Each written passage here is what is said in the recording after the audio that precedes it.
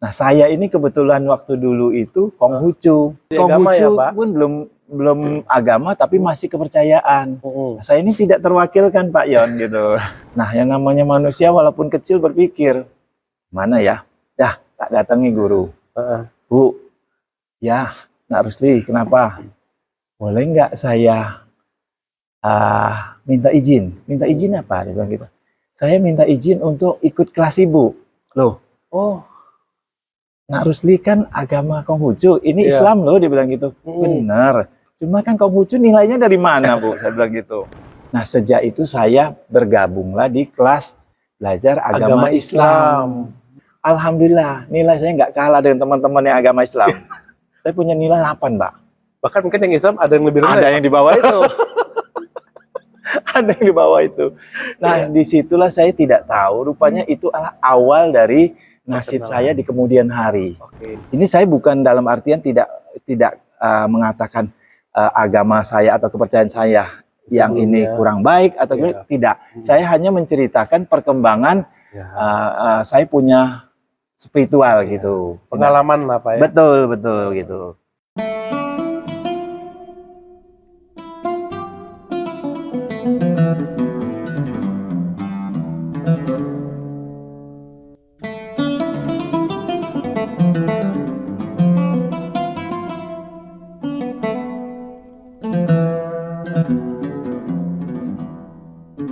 Ya, Assalamualaikum warahmatullahi wabarakatuh. Tribener, apa kabarnya dimanapun kalian berada? Masih dalam program bincang-bincang tentang perjalanan para dai di Indonesia. Kali ini dari Jambi kita akan berbincang dengan salah satu dai di kota Jambi, yaitu Pak Rusli. Pak Rusli, apa kabar? Alhamdulillah sehat. Di Ramadan kali ini gimana, Pak?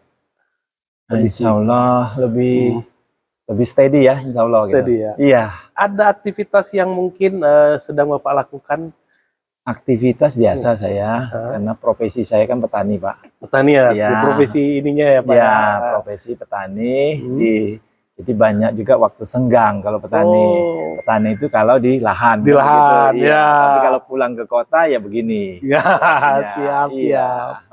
Pak, mungkin untuk awal kita bisa cerita dulu nih, Pak. Bagaimana perjalanan Bapak sampai detik ini, menemukan iman, menemukan Islam, hingga sekarang fokus berdakwah di Provinsi Jambi ini, Pak.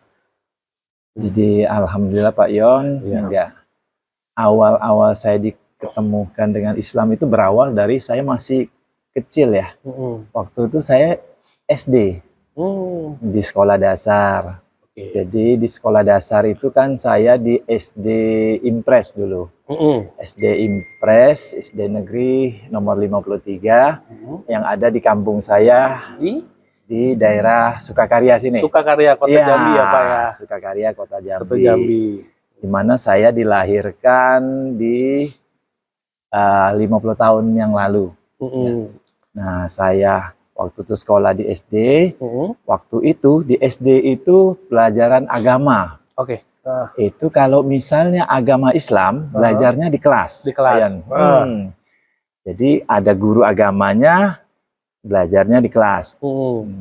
Sedangkan untuk agama lain, waktu itu seperti ada agama Hindu, ada agama Buddha, ada agama Kristen. Mereka bebas untuk katakanlah belajarnya sesuai dengan keyakinan mereka.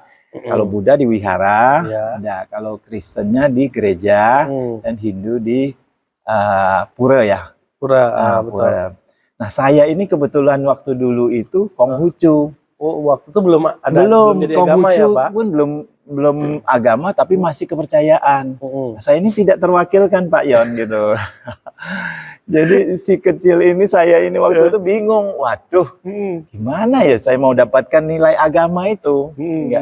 Nah, yang namanya manusia walaupun kecil berpikir, mana ya?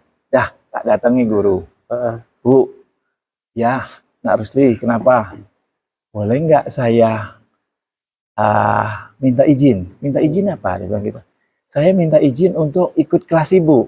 Loh, Nak Rusli kan agama Konghucu, ini Islam loh, dia bilang gitu. Benar. Cuma kan Konghucu nilainya dari mana, Bu? Saya bilang gitu. Enggak. Ya, Sebetulnya betul, Konghucu itu di kelenteng. Enggak di kelenteng ibadahnya, dan itu kan di kelenteng tidak ada semacam pendidikan yang reguler begitu. betul, Enggak. betul. Hanya di kelenteng itu pada saat sembahyang ya sembahyang, tapi nggak ada tempat ngambil nilai Betul. atau mana gitu. Di situ saya sampaikan. Eh, Dan alhamdulillah ibu gurunya sangat mengerti dan welcome sekali. Benar kamu mau? Benar saya bilang gitu. Itu kelas berapa dulu, Pak? Kelas 1, Pak. Kelas 1, Pak. Kelas 1, Pak. Wow, Kelas 1. Jadi awal betul saya. Nah, jadi saya diyakinkan sama ini, benar, Bu. Saya bilang gitu. Oke, boleh, dia bilang gitu. Nah, sejak itu saya bergabunglah di kelas belajar agama Islam. Nah, di sana saya belajar sebagaimana anak-anak yang beragama Islam. Cuma ibunya luar biasa toleransinya.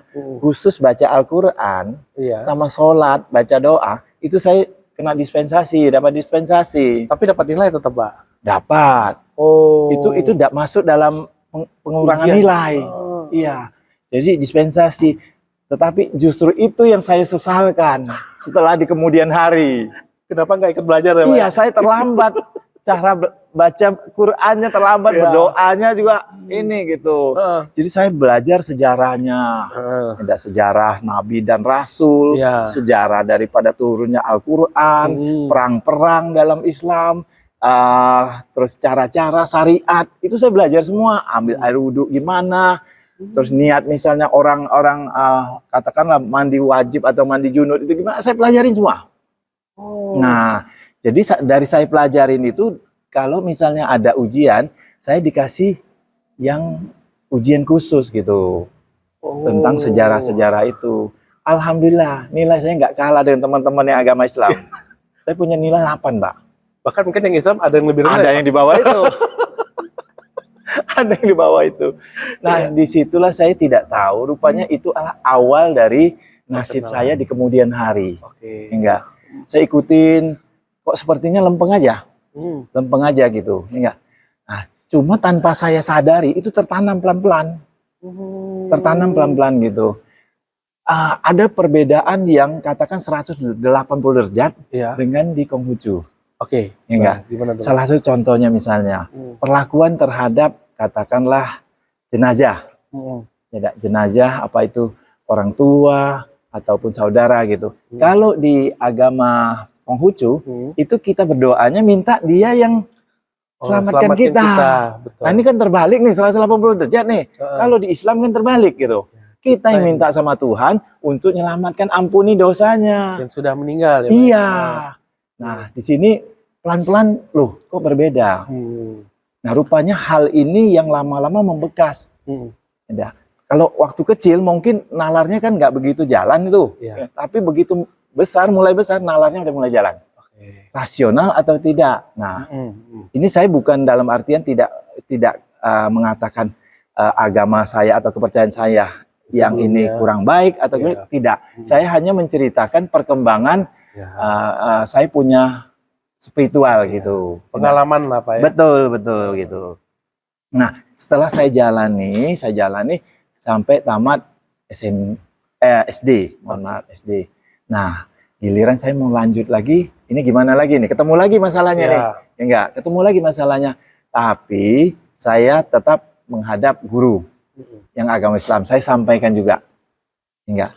Dan lanjut, alhamdulillah lanjut gitu. Jadi lanjut silakan gitu. Jadi saya perdalam terus, Pak. Perdalam terus agama Islam hingga sampai kepada saya ke SMA waktu itu. Kelas 1. Jadi saya SD-nya di SD 53 Negeri, Impres, di Sukakarya. Kemudian SMP-nya di SMP 8 Negeri juga. Juga di daerah sini. Kemudian SMA saya ke SMA Negeri 1. Satu tuh favorit itu. Favorit waktu itu. Alhamdulillah masuk kan gitu. Enggak. Jadi di kelas 1 belajar agama seperti biasa. Enggak seperti biasa. Nah, kebetulan saya waktu itu ada sedikit ini saya harus pindah. Ada sedikit problem, saya harus pindah ke Palembang.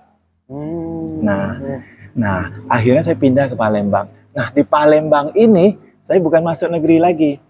Saya diterima di SMA Metodis Palembang. Metodis 1.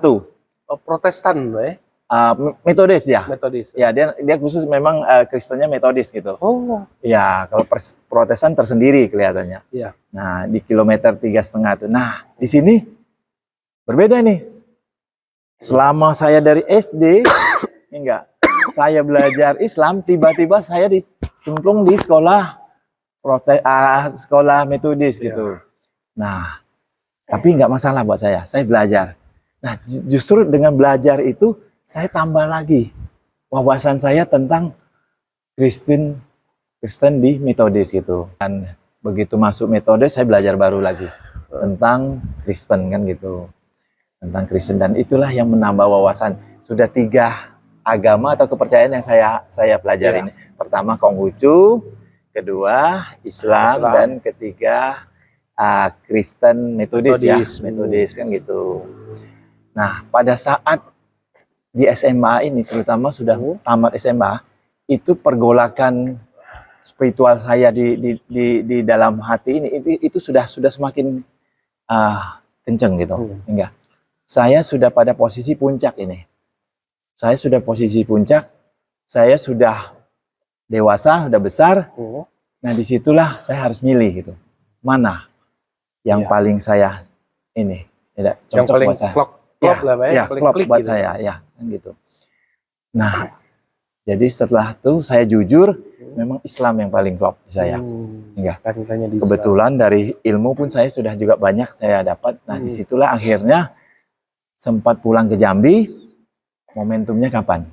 Saya waktu itu saya nggak tahu mau masuk Islamnya di mana, saya nggak tahu. Enggak. Saya tahunya saya cari lagi guru saya yang paling dekat dengan saya. Guru SMP? Iya, waktu itu guru SMP. Oh, guru SMP. Pak Lubis namanya. Saya cari waktu itu di Kota Baru, saya datang dia, Pak, saya mau masuk Islam. Enggak, Bapak tolong aturkan. Nah, yakin Pak. Lah kan saya sudah pernah belajar sama Bapak. Enggak. Oh iya dulu.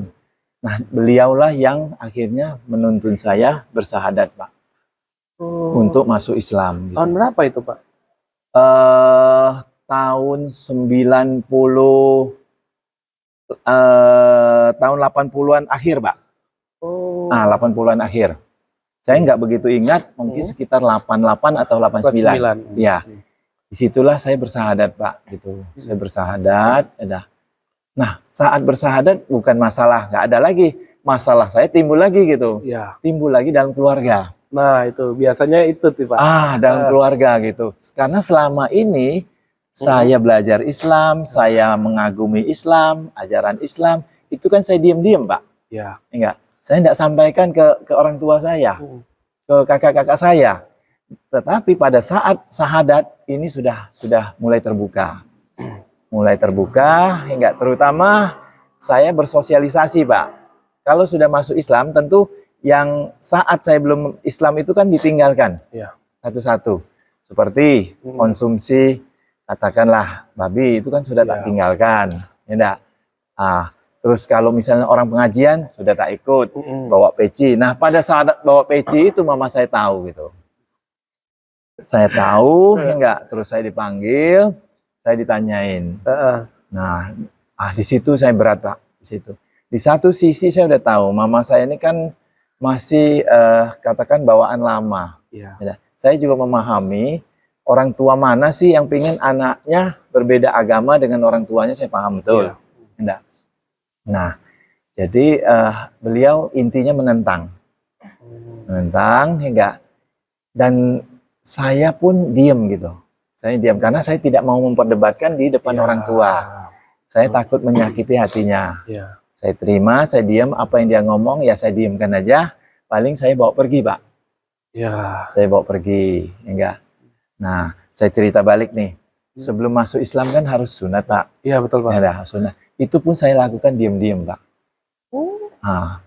Karena kalau saya lakukan terbuka, heboh, Pak, nanti, Pak. Iya, betul, Pak. Jadi saya lakukan diam-diam, saya cari dokter, saya buat janji, enggak. Sampai saya dihitan, saya masih kerja seperti biasa, Pak. Dan di rumah saya rawat sendiri, makanan yang harus saya pantang sendiri, itu saya lakukan, Pak. Sehingga dari pihak keluarga nggak tahu, Pak. Itu berapa lama, Pak? Pihak keluarga sampai tahu dari syahadat sampai Tidak lama, tidak lama. Pada saat saya sudah mau masuk ke lingkungan Islam ini, tentu kan kalau ada yasinan kan saya ikut Pak gitu. Ya. Nah di saat itu saya udah mulai kelihatan. Dan orang tua memang tidak setuju gitu. Kenapa kok harus milih Islam? Ya. Kenapa tidak milih yang lain gitu? Ya. Karena yang Islam kan berbedanya frontal nih, terutama masalah makanan kan begitu. Makanan dan minuman ya. Iya. Satu, kedua, mohon maaf, ritualnya kan kalau kita sudah masuk Islam kan ritual lain nggak boleh lagi kita ikuti, ya enggak. Nah di situ frontalnya. Tapi kalau agama lain, ya enggak, kan masih, mohon maaf, masih dari segi makanan masih sama.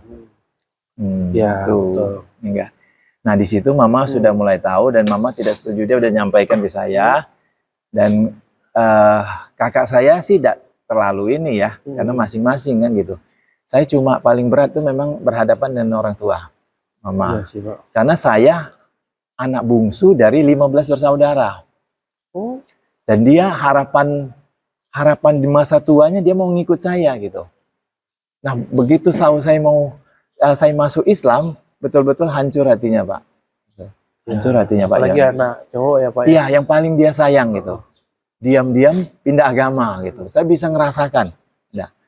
Nah, walaupun itu memang pilihan saya, hidup dan mati saya ini meyakini Islam gitu. Oke, selain Bapak dari 15 saudara ada yang ikut Pak mualaf? Ada. Itu yang nomor 8, kemudian yang nomor 7. Tapi duluan Bapak? Duluan mereka. Malah duluan mereka? Iya, duluan mereka. Cuma lantaran saya ini enggak yang paling disayang, jadi paling dirasa, Pak. Iya. Kalau mereka sudah besar, itu tidak terlalu dipikirin gitu. Saya kan ini paling bungsu, Pak. Itu kendala yang paling besar. Gitu. Paling bungsu, anak cowok. Kalau orang Tionghoa itu, hanya cowok itu penerus marga ya, Pak? Satu, penerus marga. Kedua, tempat bergantungnya orang tua. Karena kalau di budaya Chinese, orang tua itu akan ikut yang anak laki-laki, Pak. Dia tidak akan ikut ke anak yang perempuan. Enggak. Itu sudah betul-betul dijalankan, Pak. Itu. Jadi begitu tahu saya masuk Islam di situ, Pak, dia sampaikan, katakanlah konfliknya luar biasa hingga. Nah, itu saya rasakan. Saya cuma perlinangan air mata juga ya. Ini masalah pilihan keyakinan dengan kenyataan kan begitu. Kenyataan kasih sayang dengan orang tua. Oke Pak, dengan perjalanan Bapak menemukan Islam yang begitu luar biasa, sekarang kan Bapak lumayan aktif nih dalam pengembangan Islam, khususnya di komunitas-komunitas mualaf dan komunitas Islam Tionghoa di Provinsi Jambi ini. Mungkin bisa cerita tentang perjalanan dakwah Bapak sampai bisa menjadi sampai sekarang ini. Jadi perjalanan saya di bidang agama, katakan agama Islam ini juga tanpa saya sadari, saya terbawa masuk rel gitu. Tahun 2005, saya diajak teman saya yang juga mualaf, itu ikut menghadiri satu rapat kecil. Ternyata setelah saya ikutin, itu rapat kecil itu komunitasnya mualaf. Komunitas mualaf. Iya, komunitas mualaf dari saudara-saudara kita yang sudah duluan gitu. Ya, sudah lebih tua dari saya kan gitu. Nah, saya diajak ke sana, rupanya di dalam rapat itu mereka membincangkan masalah organisasi. Ya, jadi masalah kelanjutan atau kelangsungan dari organisasi. Dan ternyata organisasi itu adalah organisasi PT, Persatuan Islam Tionghoa Indonesia. Waktu itu bukan DPW namanya. Waktu itu Korwil. Korwil Jambi. Korwil Jambi. Iya. Nah, saya ikutin. Saya ikutin rapat itu, ternyata mereka dalam menjalankan organisasi ini ada semacam masalah yang timbul. Masalah yang timbul adalah ketua yang terpilih nih, definitif dari Jakarta pemilihannya nih, SK-nya ada nih. Itu ternyata dalam pengajian tidak aktif ngikutin jamaahnya untuk pengajian. Maunya jamaahnya, ketuanya harus aktif terus. Nah, akhirnya antara jamaah dengan ketuanya tidak sama tidak sejalan ya tidak Pak ya. sejalan gitu. Jadi sampai teman-teman akhirnya melemparkan satu wacana, udah kita bubarkan aja Oke. PT. Waktu itu PT masih katakanlah awal sekali. Tahun berapa itu Pak? Tahun 2005. Oh, tahun 2005. Ya, tahun 2005. Kalau saya nggak salah, PT waktu itu baru sekitar berjalan kurang lebih 5 bulan. Sangat-sangat mudah sekali. Nah, sementara masalah ini masalah pelik gitu. Ya. Ketuanya yakin dengan pendiriannya, nggak bisa ikut ke pengajian, sementara jamaahnya mengharuskan bahwa ketua harus aktif untuk ikut di pengajian. Akhirnya deadlock, Pak. Nah, tadi teman bilang, udah kita bubarkan aja, kita seperti biasa aja dari rumah ke rumah kan gitu. Jadi minta pendapat saya sampaikan. Rasanya sayang gitu ya. Ini organisasi sudah ada di Jambi nih. Iya. Ya, Jakarta sudah percayakan di Jambi, kok tiba-tiba karena masalah kepengurusan dibubarkan. Saya sampaikan gitu. Enggak, apa tidak ada jalan lain kan gitu. Ya kalau memang pengurusnya katakanlah tidak sinkron, ya kan bisa ganti pengurus. Intinya gitu. Ya enggak. Nah, disitulah saya kenal pertama kali dengan PT, Persatuan Islam Tionghoa Korwil Jambi. Nah, pada saat itu tidak lama lagi ada namanya apa ini namanya? Rapat untuk pemilihan seluruh Indonesia, Muktamar. Oh, Muktamar, Ketua PT se-Indonesia ya. Iya, jadi Muktamar yang ketiga waktu itu. Nah, dalam hal ini tentu yang mendapat undangan yang punya SK, Iya. ya enggak? Ketua punya undangan. Sementara teman-teman ini maunya saya yang mewakili warga untuk ke Surabaya, ya enggak? Ah, sedangkan saya nggak punya undangan. Akhirnya teman-teman berusaha mencarikan undangan itu. Enggak. Akhirnya teman kita Pak Haji David, mungkin kenal ya Pak Haji David. Jamaah Tabligh ya Pak? Iya, itulah yang membuka jalan untuk ke Surabaya. Beliau dapat undangan dan saya dengan beliau yang berangkat ke Surabaya. Nah, waktu di Surabaya lakukan muktamar, ini ada sedikit kerancuan nih. Di Jambi kok wakilnya ada 2 nih. Ya. Satu wakilnya berdasarkan SK, satunya atas amanah dari jamaah gitu. Ya. Atau warga kan gitu. Nah, tapi alhamdulillah cukup bijak di dalam sidang itu, akhirnya dua-dua dikasih suara. Kesempatan untuk suara. Jadi Jambi ada wakilnya ada 2. Saya dan Pak satu lagi Pak Ferry Budiman, Insinyur Ferry Budiman kalau saya nggak salah ingat. Nah, dalam perjalanan sehingga terpilihlah ketua waktu itu Haji Trisno Adi Tantiono, orang Jember saat itu. Itu ketua PT seluruh Indonesia. Ya. Nah, pada saat Muktamar 3 selesai, waktu santai, saya diajaklah jalan ke Masjid Muhammad Cengho Surabaya. Nah, inilah cikal bakal Masjid Laksamana Cengho Jambi. Saya yang waktu dulu nggak tahu ada masjid di Surabaya, sehingga berkunjunglah ke sana, sempat foto-foto bersama dengan Pak Anton Medan, Ustadz Anton Medan pada saat itu. Ya. Yang kemudian rupanya menjadi ketua DPP PT juga, yang sudah almarhum, enggak. Nah, itulah nasib membawa kita kemana kita nggak tahu. Nah, setelah saya dikenalkan dengan Masjid Muhammad Cengho, saya kagum, enggak. Kagumnya luar biasa. Loh, kok boleh ya? Masjid tapi bentuknya kok kayak kelenteng. Kalau saya kan nggak aneh, karena saya memang dari Buddha. Konghucu. Konghucu kan tempat ibadahnya kan kelenteng gitu. Jadi disitulah saya tahu bahwa budaya selama tidak bertentangan dengan akidah itu diizinkan atau diperbolehkan. Dan lebih saya tertariknya lagi dan kagumnya fungsi daripada masjid itu sendiri. Enggak. Masjid itu sendiri merupakan pertemuan dari warga baik yang Muslim Tionghoa, Muslim non Tionghoa, dan katakanlah yang penduduk ini Indonesia asli yang dari lahir sudah Islam, enggak. Dan dalam saat-saat misalnya berkumpul untuk bakti sosial, ini ngumpul semua dan nyatu mereka. Ini kan satu yang luar biasa nih. Yang waktu itu di Jambi kan tidak kita ketemukan. Ya. Nah, dari sanalah mulai tertanam cita-cita saya kapan ini di Jambi Ada. enggak.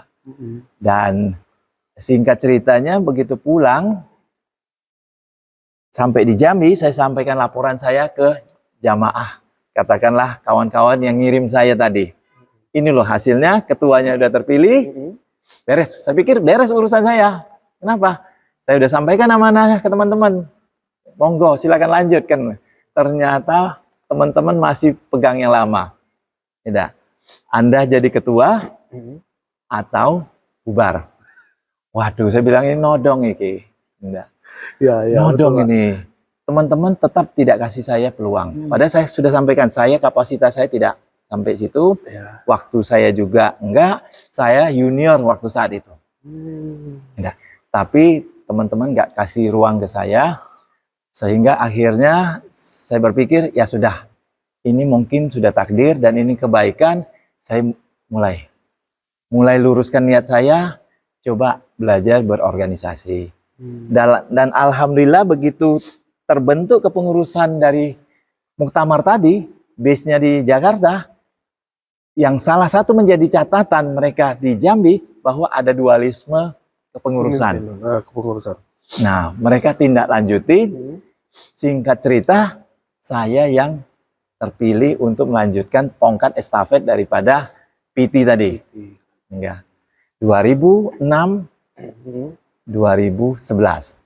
Ya. Berapa? 5 tahun satu periode ya, Pak ya? Jadi satu periode 5 tahun dan menurut ADART sebetulnya satu ketua itu hanya boleh 2 periode. 2 periode. Ya. Nah, begitu saya dapat tugas itu saya udah mulai fokus konsolidasi, Pak. Konsolidasi teman-teman untuk ngumpul.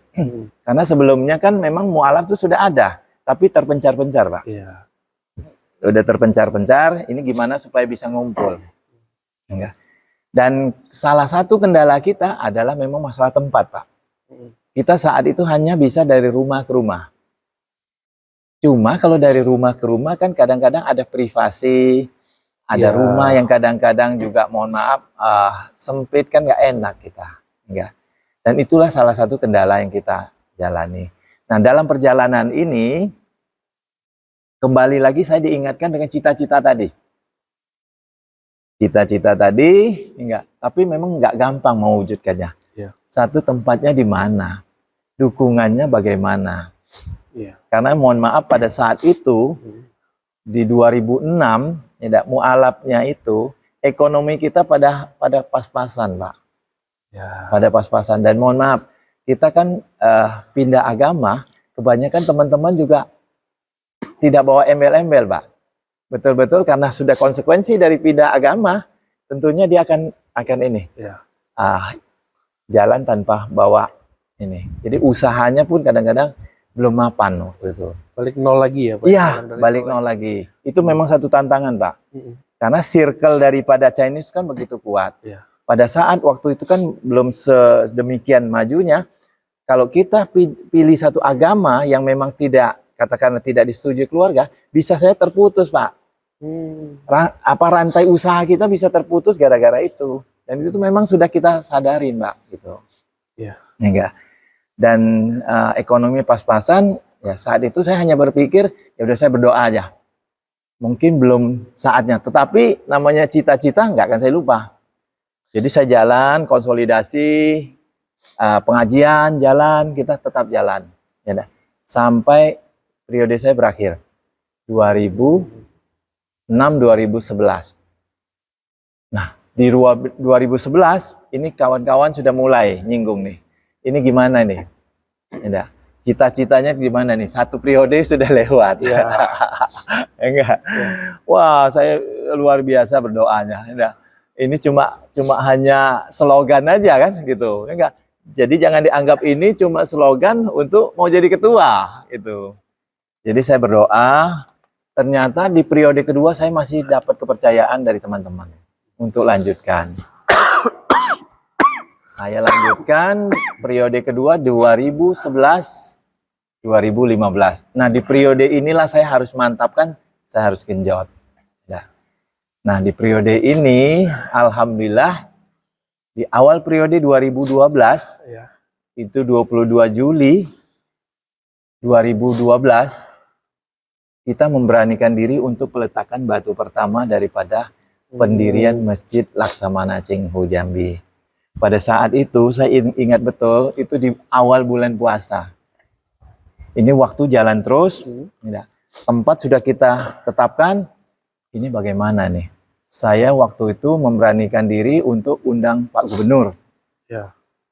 Waktu itu Pak HBA. Oke. Wali kotanya Pak Bambang. Ya. Nah, untuk mengundang mereka untuk peletakan batu pertama. Tapi saya bingung, waktu nanti pembawa acaranya siapa? Kita nggak siap waktu itu. Tapi saya teringat, lah saya kan kenal Ustadz Anton Medan. Saya telepon beliau, Tat, bisa bantu nggak? Bisa. Kenapa? Nah, Ustadz kan sekarang sudah jadi ketua DPP. Bantu kami. Kami sedang sedang merintis Masjid Cengho. Kapan? Ya ini besok. Yang benar dia bilang, Pak Rusli. Benar lah Pak. Saya sudah undang gubernur nih Pak. Bapak jangan malu-maluin kami. Strategi kita ngomong undang gubernur, kita baru bilang dengan Pak Ustadz. Ya. Waduh kamu katanya. Ya tapi hari kedua ya dia bilang ya. Siap, hari kedua siap dia bilang gitu. Nah sehingga waktu itu saya bilang terus terang, Tad, mohon maaf ya. Kami ini baru mulai bergerak. Jadi akomodasinya Ustadz tahulah sendiri. Paham ya Tad? Waduh dia bilang gitu. Nodong lagi. Tapi gini saja, yang lain saya sendiri. Kamu pokoknya booking kan saya 2 hotel, dia bilang gitu di situ. Waktu itu di Ratu. Hotel Ratu. Siap Pak, saya bilang gitu. Siap Pak Ketua. Jadi, kalau hotel 2 kita siap gitu. Sehingga kita booking kan beliau datang dan adakanlah peletakan batu pertama. Nah itu cikal bakal dari perjalanan daripada pendirian Masjid Cengho. Berarti datang gubernur dan wali kota waktu itu? Iya, lengkap.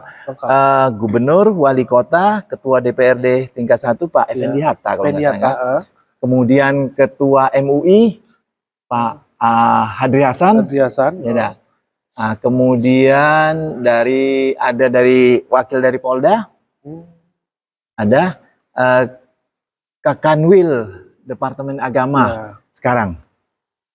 Wah, Kak Kanwil sekarang Pak Mahfud ya. Pak Mahfud. Jadi peletakan batu pertama itu 22 Juli 2012. Memberanikan di peletakan. Begitu peletakan, waduh, ini sudah mulai gerak. Kan? Sementara modal masih kurang Pak. Pada saat itulah kita minta bantuan dari Pemda. Dapat Pak? Alhamdulillah kucur Pak. Dapat 100 juta. Masya Allah. Alhamdulillah. Itu dari provinsi dan dari kota? Dari provinsi Pak. Provinsi. Kota tidak terpikir waktu itu. Langsung secara simbolis diserahkan dan itulah modal awal kami bergerak Pak. Modal awal. Nah seharusnya 2012 itu kan cepat itu pembangunannya. Nah, cepat pembangunannya tetapi lagi-lagi kami balik ke modal Pak. Ya kan kami ini modalnya santing Pak. Modal nekat, memberanikan diri. Yakin? Kalau tanya yakin Pak. Ya, tapi ternyata kan tidak segampang itu. Jadi sambil jalan kita berdoa terus Pak. Gimana nih ya Allah, izinkanlah kami selesaikan tanggung jawab kami untuk bangun ini. Berarti bangun ini selesai tahun? Bangunan ini launchingnya di 21 Februari. Mohon maaf, 12 Februari 2021. Bayangkan berapa jauh? Ya. Dari 12 ke 21, 9 tahun Pak. Waktu itu COVID juga ya Pak ya? Begitu 2021 COVID Pak. Ya. Masuk COVID. Jadi masuk COVID. Jadi saya sampai begitu lama tuh saya setiap kali ketemu Pak Gubernur malu saya. Kenapa? Ditanyain. Sudah belum? Siap belum masjid kita? Ya Pak, guyur gitu. Itu yang berani saya ngomong gitu. Nah, jadi kalau ketemu, waduh, belum disapa saya udah malu duluan Pak gitu. Ya. Nah, jadi padahal perhatiannya kan luar biasa. Kita ditanyain itu maksudnya baik kan gitu. Cuma kitanya yang malu kan gitu. Mau datangi beliau masa datang terus kan gitu. Ya enggak? Jadi 12 Februari 2021 dan itu kita pilih memang berdasarkan ini. Itu hari Imlek. Oh iya. Kita pilih memang di Imlek hari itu dan di hari Jumat. Subuh kita startnya. Enggak. Nah, subuh startnya di Imlek. Makanya semalam kami adakan acara itu dalam rangka milad juga. Jadi syukuran. Tadi malam Iya Pak, dah. ya? Jadi milad gitu dalam rangka syukuran ya dah. Jadi setiap kali kami ketemu Imlek, kami akan ingat, ulang tahun Cheng Ho. Cheng Ho. Nah, kan gampang tuh. Ya enggak.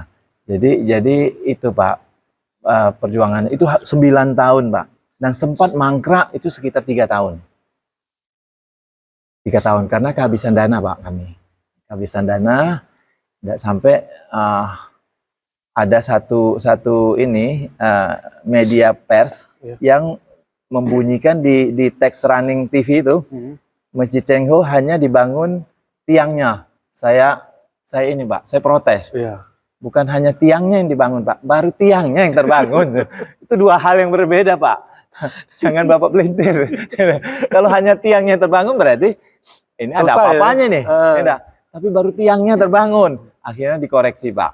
Dikoreksi, baru tiangnya yang terbangun. Nah itulah perjuangan. Nah pembangunan ini pun bukannya gampang. Karena arsitektur yang digunakan arsitektur dari Tionghoa Pak. Ini Pak? Iya. Ya enggak? Jadi saya cerita sedikit, mohon maaf saya rubah ya. Duduknya biar lebih santai. Jadi konsep dasar kita masjid itu akan efektif kalau segi 4. Itu udah form, udah oke.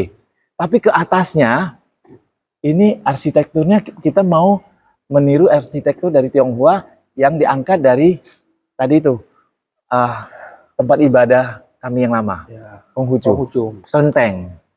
Nah, jadi mulai cari arsitek yang bisa coba tuangkan ide kami dengan di dalam ini kan gitu, kertas kan gitu. Dan pertama kali yang saya ketemu adalah arsitektur dari Jawa asalnya, Ibu Retno, suku Jawa. Ya, saya berusaha menyampaikan dan dia akan tuangkan dalam bentuk kertas. Tuangkan, oke, hasilnya bagus. 2 tingkat waktu itu. Tapi pada saat mau aplikasi ada masalah gitu. Sehingga saya terpaksa cari lagi dulu. Datang lagi dari yang Batam, kita minta tolong. Begitu dibuat, dia lebih cenderung ke ke ini Buddha wihara bentuknya. Ini bukan kelenteng, ini wihara, tidak sesuai. Dan ketiga kita coba lagi, dia lebih condong ke rumah ibadah seperti biasa. Jadi tidak gampang, Pak. 3 arsitektur yang kita coba, hanya satu yang katakanlah bisa masuk dari segi bentuknya. Nah, waktu ke atas ini harus kreasi sendiri, Pak. Kreasi sendiri. Iya. Karena dia berundak-undak, Pak. Berundak-undak. Sementara bentangannya kan cukup luas nih, 20 kali 20. Waktu itu kalau kita mau cor, dengan kemiringan ininya nggak ketemu, Pak. Nggak ketemu. Kemiringan corannya itu takut 4 segini nggak ketemu. Enggak. Nah, kalau mau cari kayu sudah nggak ada lagi. Makanya akhirnya saya ditemukan dengan doa, yang saya ditemukan dengan satu teman yang pernah kerja di konstruksi berat di pembangunan jembatan. Enggak. Dia yakinkan saya, kita bikin dari I-beam, Pak Haji. Ini kan I-beam semua nih, besi. Konstruksi berat ini. Ya. Masjid yang di Jambi yang menggunakan konstruksi berat itu tidak terlalu banyak. Enggak, tidak terlalu banyak. Dan Cheng Ho termasuk mempelopor itu, gitu. Jadi sudah pakai I-beam dah. Jadi ternyata besi I itu, kalau kita mau bikin lengkungan, kita bikin mal dan kita potong, Pak. Potong-potong dibentuk. Iya, dibentuk 4-4-nya dibentuk sama. Nah, baru kita naikkan. Ya. Dan mungkin berpikir ini kontraktornya gede, Pak. Padahal tidak. Kawan saya itu naikkan ini dengan tradisional sekali. Dan untuk menentukan tiap tingkat, kami gunakan manual, Pak. Naikkan dulu, saya ke gerbang dulu, saya lihat dulu. Pas, bagus, Pak, naik gitu. Jadi lewat perjuangan, Pak. Lewat perjuangan gitu. Jadi otodidak kami, Pak. Makanya begitu jadi, begitu kami launching, yang datang duluan tuh yang Chinese, Pak. 60% Chinese. Waktu jadi itu ya? Iya, mereka bingung. Ini siapa yang gambar? Nah, kita gimana menjelaskannya? Ada Ibu Retno yang gambar. Tapi sebenarnya gambarnya memang waktu ke atasnya kita kreasi sendiri gitu, Pak. Gitu. Sehingga bentuk ini, mohon maaf, kalau disandingkan dengan bentuk kelenteng, kita nggak kalah, Pak. Ya. Boleh Bapak lihat kelenteng yang di Jambi, kita sandingkan nggak kalah. Nah, itulah kebesaran Allah, Pak. Ya. Lagi-lagi kita dengan keterbatasan ya, finansial, tapi nilai kita apa, tujuan kita terwujud, Pak. Alhamdulillah luar biasa. Ya. Jadi sekarang Masjid Cheng Ho ini jadi sarana dakwah ya Pak ya? Untuk perkenalan Islam juga. Iya, jadi ini memang kami fokus, terutama pengurus fokus ya. Kami dulu mau masuk Islam, dikenalkan dengan Islam kan sulit kami. Mau masuk Islam kami harus mencari siapa yang bisa bantu proses itu. Dan kami teringat ke situ. Dan fokus kami dengan pendirian ini, kami akan bantu katakanlah saudara-saudara kami yang akan datang untuk masuk Islam. Gitu. Satu, kedua ini juga merupakan media dakwah. Media dakwah memperkenalkan Islam ya, secara lemah lembut, Pak. Secara lemah lembut. Karena kami kan dari komunitas yang berbeda. Kami merasakan betul bahwa Islam untuk di luar penganut daripada Islam itu sendiri kadang-kadang punya bayangan yang berbeda-beda. Ada yang menyamakan Islam itu keras. Ya. Islam itu katakanlah tertutup. Ya. Jadi dogma-dogma negatif itu yang mau kami kikis, Pak. Itu yang mau kami kikis.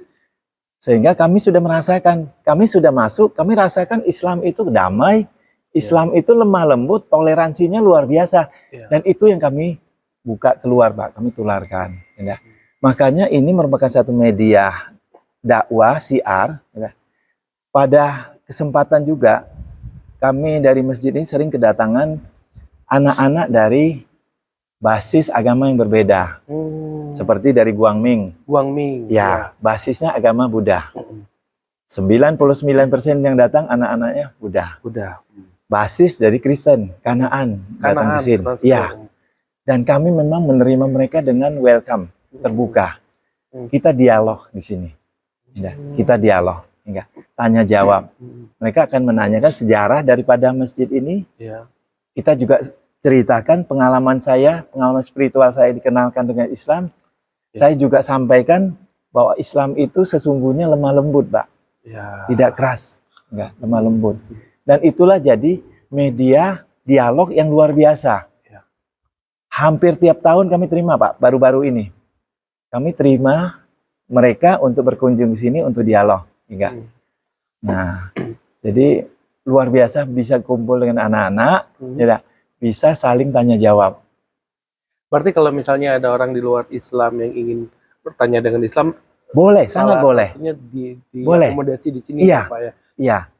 Jadi terus terang saja, ini Masjid Cheng Ho ini pada awalnya kami ada sedikit masalah dengan kebiasaan, Pak. Kebiasaan sebuah masjid itu kan kalau agama non-Muslim mau masuk, itu kan memang masalah, Pak. Gitu. Ya, tidak biasa, bukan masalah, tidak biasa kan gitu, tidak lazim. Nah, di Masjid Cheng Ho ini kami harus membuat satu terobosan yang katakanlah mereka boleh masuk dengan catatan berpakaian yang rapi, Pak. Dan memang ada batasan masuk tidak ke depan, sehingga tidak mengganggu orang yang lagi sholat gitu. Seperti Bante pernah masuk. Bante sini, ya, pernah sini. Bante gitu. Dan kami foto sama-sama, Pak. Dengan di Ustadz. Dalam iya, di dalam di depan kami foto sama-sama. Dan itulah kita harus menyadari bahwa keberagaman itu memang satu hal yang di Indonesia kan memang keberagaman. Gimana keberagaman ini kita rajut jadi ke persatuan, Pak. Jadi persatuan. Dan itu yang sekarang untuk masa depan anak-anak kita, itu yang selalu kita tekankan. Kita tidak boleh menjelekkan agama lain. Kita boleh menginformasikan kelebihan agama kita, tapi tidak boleh menjelekkan agama lain. Agama lain, betul. Ya. Oke, Pak. Berarti sekarang Bapak di PT sudah nggak menjabat ketua lagi? Jadi PT, alhamdulillah begitu 2016, saya 2 periode, saya saya patuh ADART, saya pamit minta izin walaupun untuk minta diteruskan. Saya bilang cukup saya. Ya. Dan saya fokus untuk teruskan janji saya waktu di Surabaya. Mimpi saya waktu di Surabaya. Dan alhamdulillah inilah ini ya. Tentu ini semua juga kami lakukan bersama-sama dengan komunitas PT yang lain, ya. Komunitas PT yang lain. Cuma karena Pak Yon sering ketemu saya itu kebetulan saja, Pak, kebetulan. Teman-teman lain banyak ini. Kalau semalam saya mohon maaf kelupaan. Ya. Kalau nggak kelupaan pasti saya akan undang Pak Yon. Siap. Iya. Berarti sekarang ini ada ini juga Mbak, kegiatan pendampingan untuk para mualaf yang Bapak lakukan? Jadi setiap kita kan sudah buka pintu lebar-lebar. Ya. Monggo yang punya niat untuk masuk Islam mualaf, monggo silakan. Ya. Kasih tahu aja.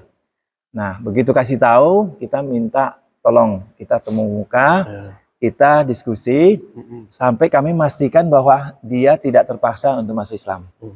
Ya. Dia masuk Islam atas kemauannya sendiri. Sudah kita dapat keyakinan itu, oke, siapkan diri, kita akan bantu. Yang mohon maaf, yang laki-laki yang belum dihitan, kita akan hitankan. Jangan khawatir, masalah biaya segala macam jangan khawatir. Enggak. Habis itu kita ajarin sampai kepada kita siapkan ini pendampingan untuk menuntunnya syahadat.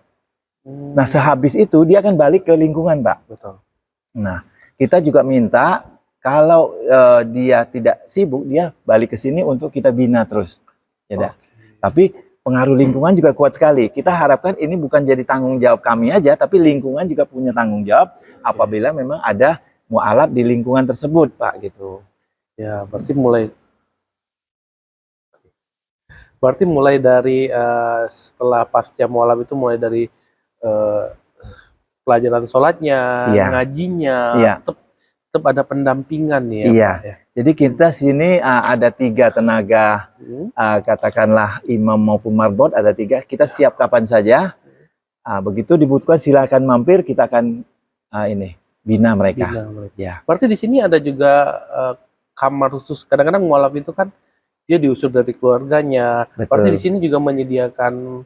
Betul. Jadi katakanlah rumah singgah ya. Rumah singgah. Rumah singgah gitu.